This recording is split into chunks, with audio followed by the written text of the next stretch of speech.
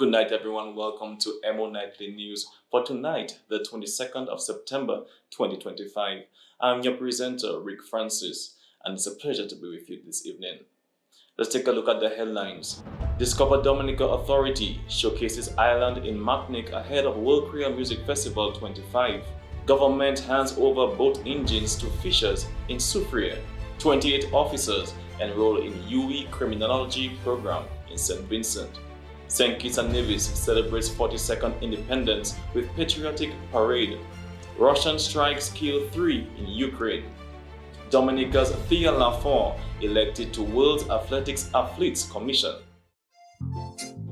Dominica, get ready! The Flavors of the World Festival is on Sunday, September 20th from 2 p.m. to 9 p.m. at the Stadium Forecourt. Get ready for a day of music, international local cuisine, and culture. Let your taste buds travel to China, Venezuela, India, Cuba, Jamaica, Haiti, Nigeria, Dominica, all in one afternoon while you are entertained with electrifying performances from Dominica's best entertainers with inflictions of music from international cultures. Tickets now at Bullseye Pharmacy, Tipex Scholar Lab, Next Connects, or online at ticketpass.com. VIP $250, children $5 to $12, $20, students $50, and adults $100. Come for the food and stay for the vibes. It's the Flavors of the World Festival, September 20th from 2 to 9 p.m. Stadium Forecourt. You've got to be there. It's an experience.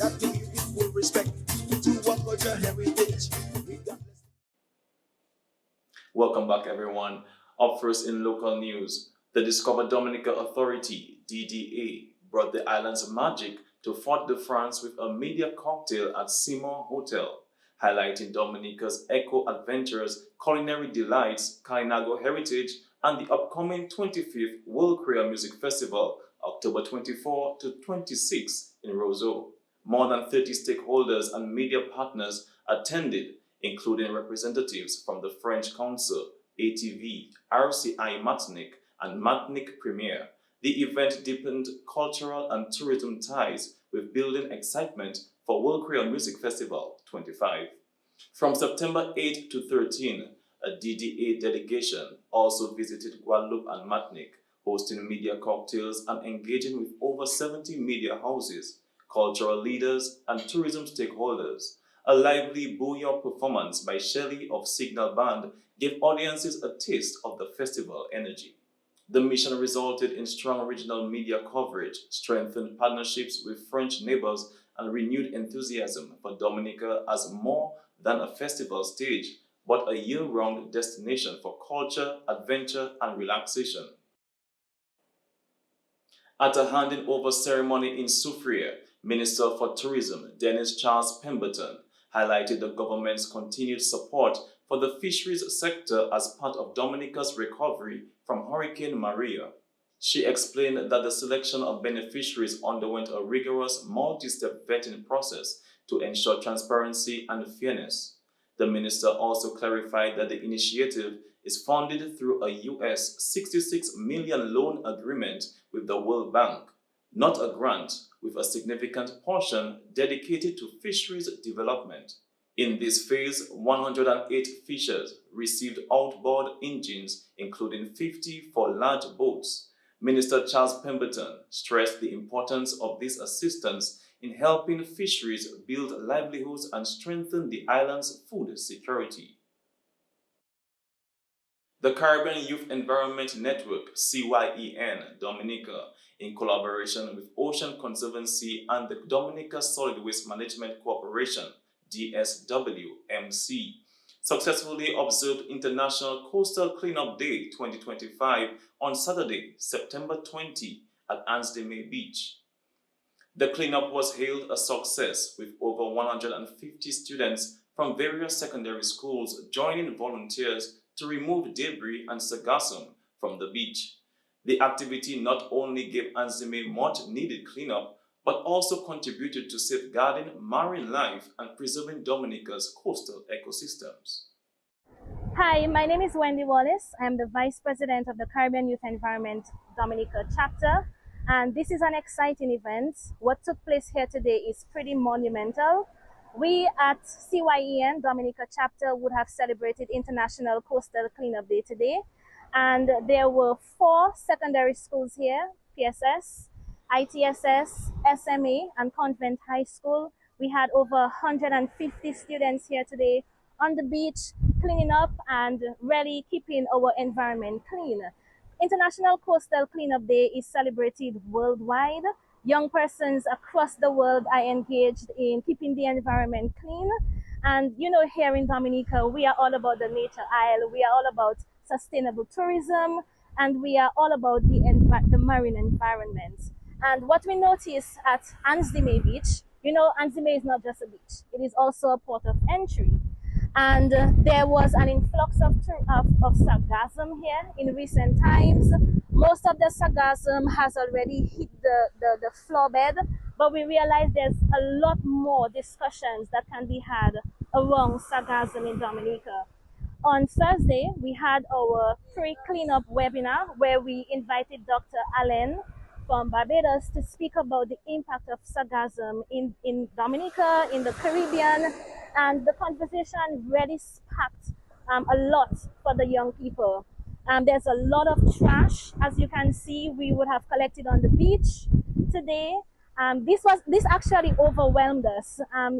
For such a small space, the amount of trash that we found on the beach today.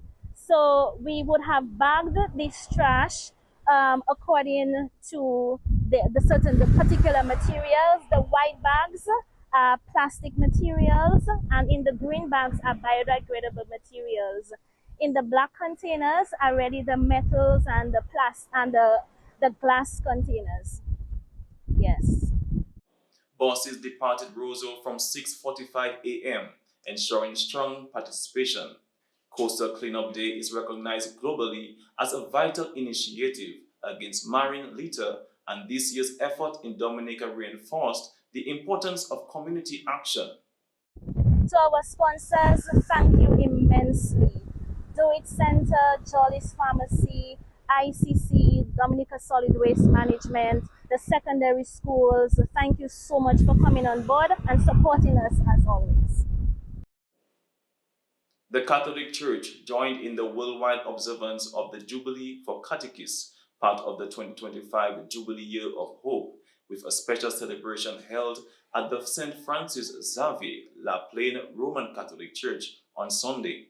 The main celebrant at the local mass was Father Francois Simbert, who commissioned catechists for continued service in spreading the faith.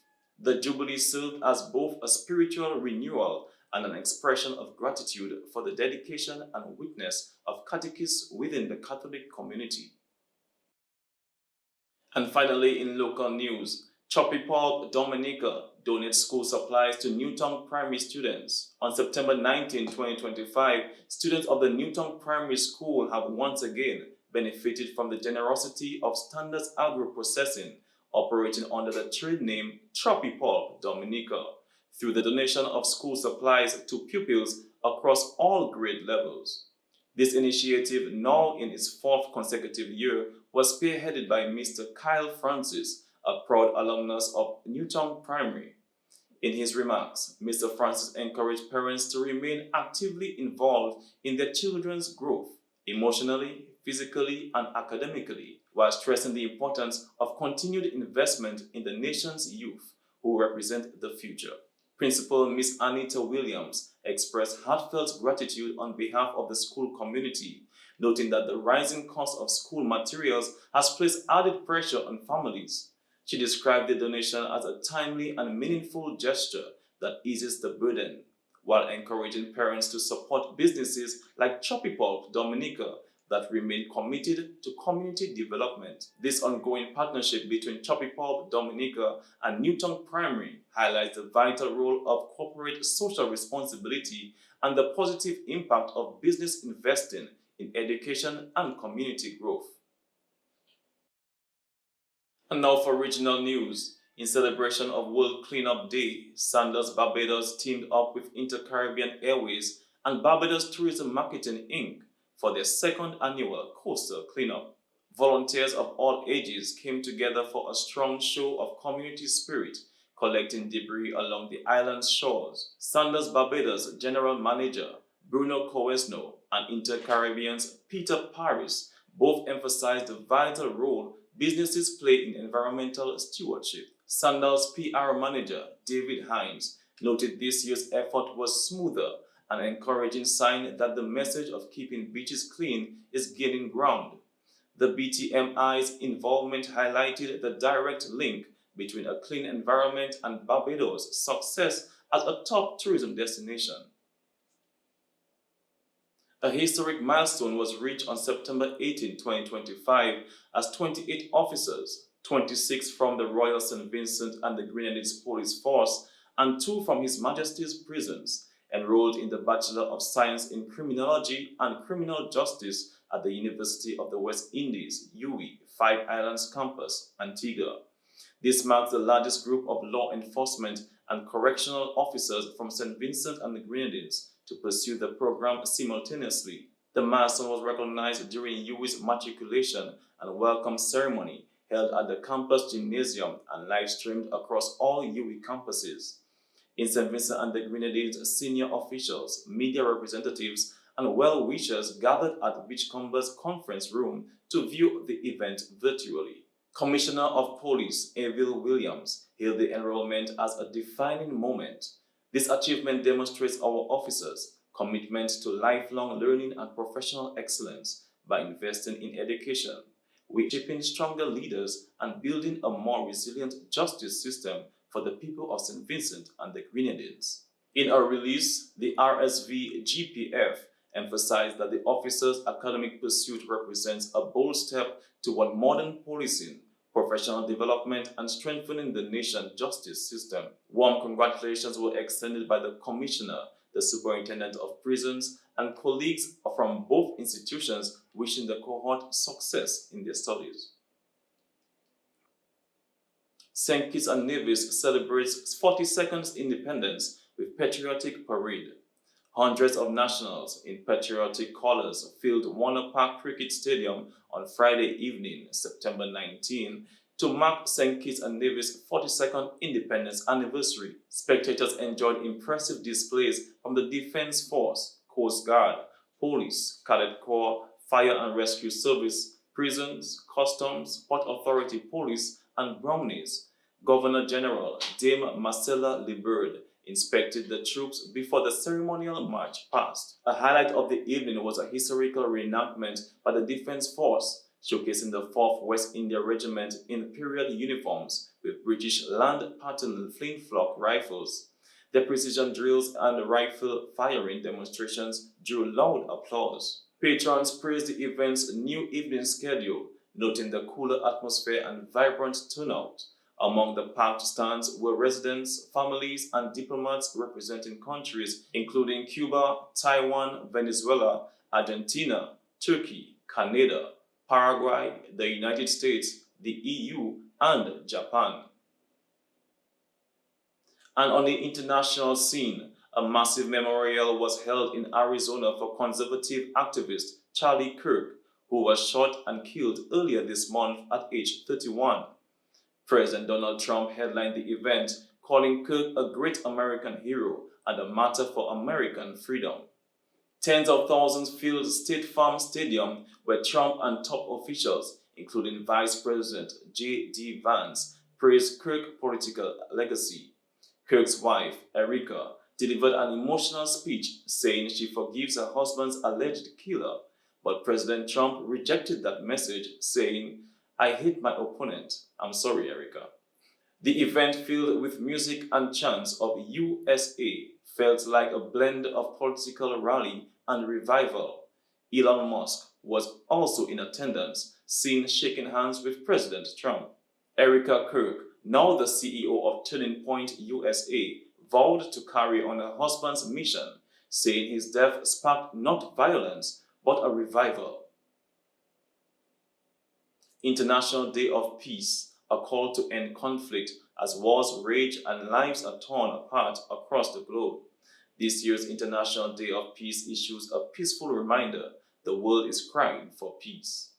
Conflicts are escalating, international law is being flouted, and record numbers of people are being forced from their homes, many seeking only the chance to live in peace. The impacts of war ripple far beyond borders, fueling instability, poverty, and displacement.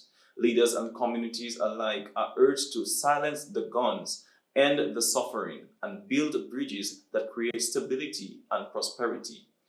Sustainability, development, and peace are inseparable. 9 of the 10 most underdeveloped countries are locked in conflict. The call also highlights the need to reject racism, dehumanization, and misinformation, and instead foster respect, understanding, and unity. Where we have peace, we have hope. The message reads, "Peace cannot wait. Our work starts now." At least 3 people are dead and over 30 injured after a major overnight Russian airstrike on Ukraine. President Zelensky says the attacks, which hit several regions, aimed to terrorize civilians and destroy infrastructure. A residential building in Dnipro was struck by a missile with cluster munitions. Ukraine reports over 600 drones and missiles were launched. Russian claims it targeted military sites with precision weapons. Meanwhile, Moscow says 4 died in a Ukrainian drone strike on its Samara region. The cross-border attacks mark rising tensions as Zelensky prepares to meet US President Trump at the UN. NATO members also report recent Russian airspace violations, claims the Kremlin denies. And lastly, in international news, Dutch police used tear gas and water cannon to disperse violent anti-immigration protests in The Hague on Saturday. Around 1,500 demonstrators blocked a highway, clashed with security forces, and set a police car on fire. 30 people were arrested and 2 officers injured, according to police. Prime Minister Dick Schoof denounced the shocking and unacceptable violence. Far-right leader Geert Wilders, invited to speak but absent, also condemned the clashes, blaming idiots for the attacks on police. Protesters, many carrying Dutch and far-right flags, also vandalized the headquarters of the center-left D66 party. Its leader, Rob Jatang, vowed extremists would not intimidate his party or the country. The unrest comes weeks before national elections and amid heightened tensions over asylum policies, which led to the collapse of the Dutch government in June. And we've come to an end to international news. Stay tuned for the sports segment after this short message. Double the draws, double the chances, double the excitement. Match 5, your local jackpot game.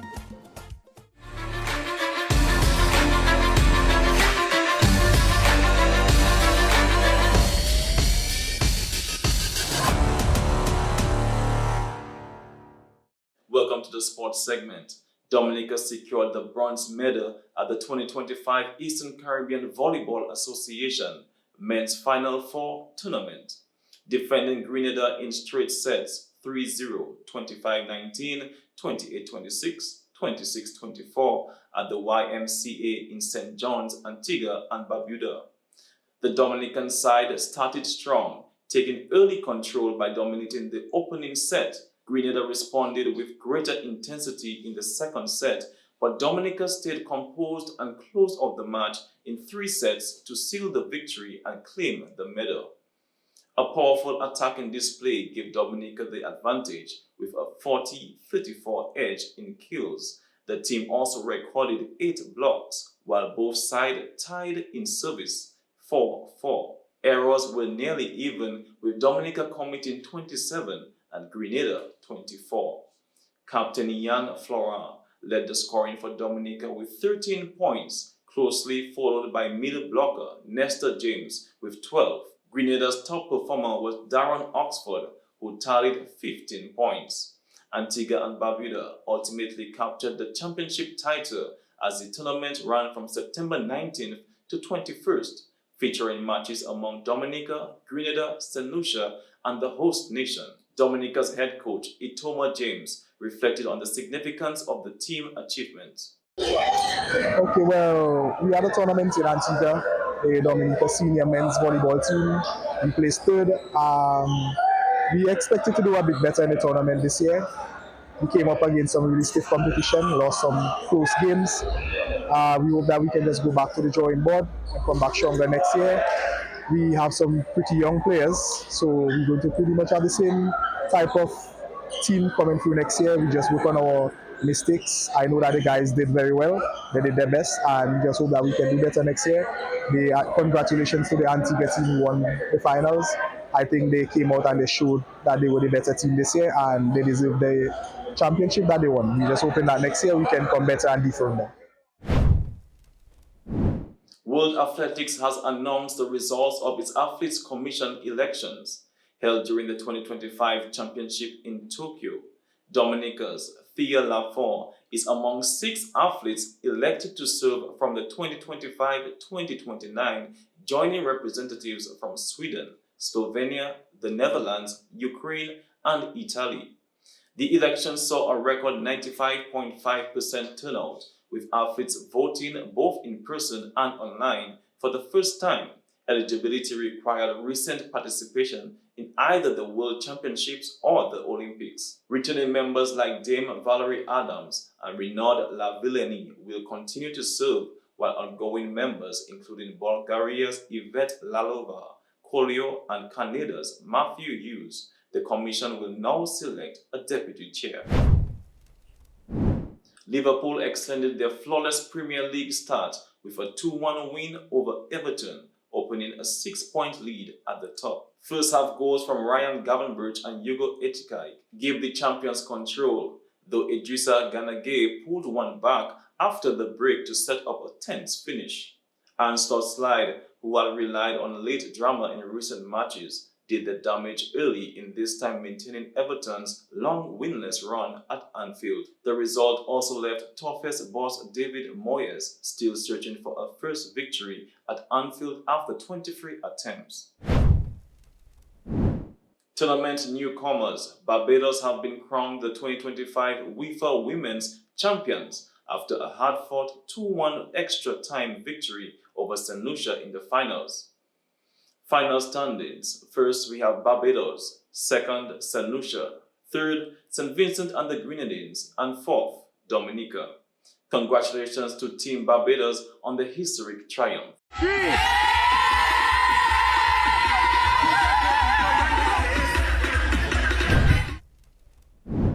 And that's all for the sports segment this evening. Stay tuned for the weather report from the Dominica Meteorological Service.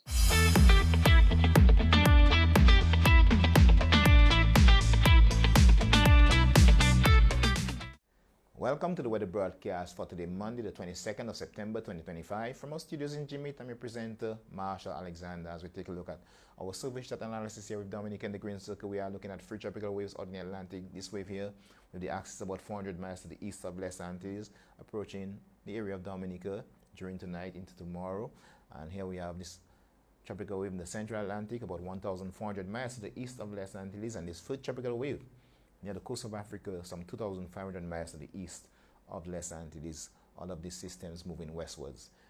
Now we have the 7-day weather outlook. Now this tropical wave just off to the east of Les Antilles has a 40% chance of development, and moisture ahead of this tropical wave expected to begin affecting Dominica during tonight into tomorrow, with moisture lingering up until Wednesday. So again, we're advising people in areas prone to flooding, landslides, and falling rocks to be on alert and to exercise caution. And this tropical wave in the central Atlantic has a high chance of development during the next 7 days.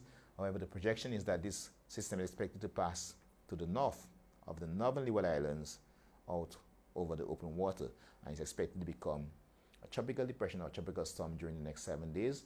If it becomes a tropical storm, it will be named Tropical Storm Umberto as it moves towards the north of the northern Leeward Islands.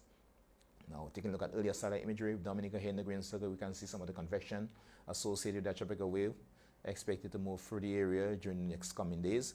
And we are seeing some convection here moving towards the west, approaching the area of Dominica.